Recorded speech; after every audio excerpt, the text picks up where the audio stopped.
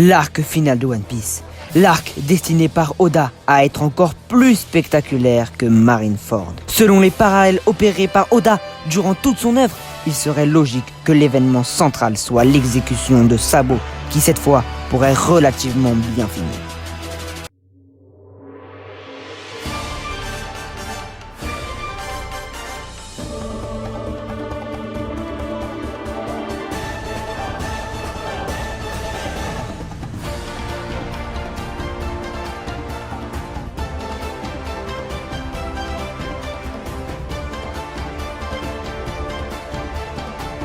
Le 19 novembre 2021, naquit un équipage pirate du nom de Shinji Kai.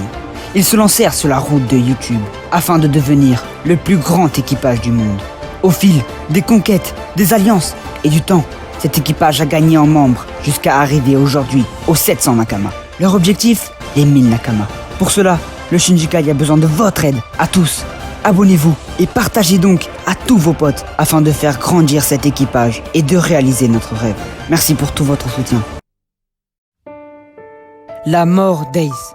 À cause de cet événement tragique, Luffy et Sabo ont été traumatisés. Si un événement comme celui-ci devrait se reproduire, nous pensons que ce choc émotionnel serait tel que Luffy ne pourrait pas y résister. Et pourtant, c'est ce qui va arriver. Mais laissez-nous vous expliquer ce qui va se passer. Tout d'abord, lors de ce dernier arc, ce sera la guerre entre le gouvernement mondial et les pirates. Selon nous, lors de la destruction du royaume de Lulusia, Sabo aurait survécu et aussi aurait réussi à fuir le gouvernement mondial.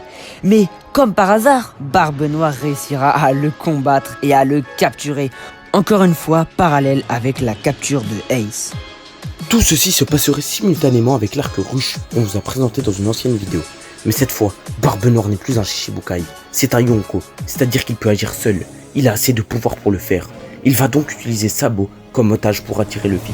Il est au courant pour les road poneglyphes. Il a déjà celui de Big Mom et bientôt ceux de l'eau, comme le montre le chapitre 1063. Il attirera donc Luffy pour lui voler ses poneglyphes. Mais Luffy aura du répondant et sera trop pris à la légère par Barbe Noire. Barbe Noire, fourbe comme il est, connaissant le point faible de Luffy, ne se gênera pas pour l'utiliser. Il tuera Sabo juste devant ses yeux. Luffy tombera dans un état de choc encore inédit, beaucoup plus grand qu'à Marineford et pire que Big Mom à Whole Cake. Il relâchera tout son haki jusqu'à l'épuisement qui sera presque mortel pour lui. Ce choc de haki déchaînera des tremblements de terre et donc des tsunamis dans tout le nouveau monde. Et sera signe que Barbe Noire aura gagné. Mais c'est sans compter Brook. Zoro étant le meilleur ami de Luffy, le calmera tandis que Brook réalisera un acte qu'il devra payer de sa vie. Pour nous, Brook n'a pas encore réveillé son fruit. Tout ce qu'on a vu de lui jusqu'à maintenant est juste le pouvoir du Yomi Yomi no Mi. Pour nous, l'éveil du Yomi est d'échanger sa propre âme contre celle d'un défunt pour le faire revivre. Il va donc se sacrifier pour sauver Sabo, et donc Luffy, qui serait mort d'épuisement sans lui. Brook aurait donc donné sa vie pour son capitaine, qui pour honorer sa mémoire ira retrouver Laboon après être devenu le roi des pirates. Et voilà, c'est déjà la fin de cette vidéo. On espère que vous avez kiffé. Si c'est le cas, n'hésitez pas à vous abonner, liker et partager. C'est vraiment le plus gros soutien que vous pouvez apporter à cet équipage. Sur ce, à demain. Salut l'équipage!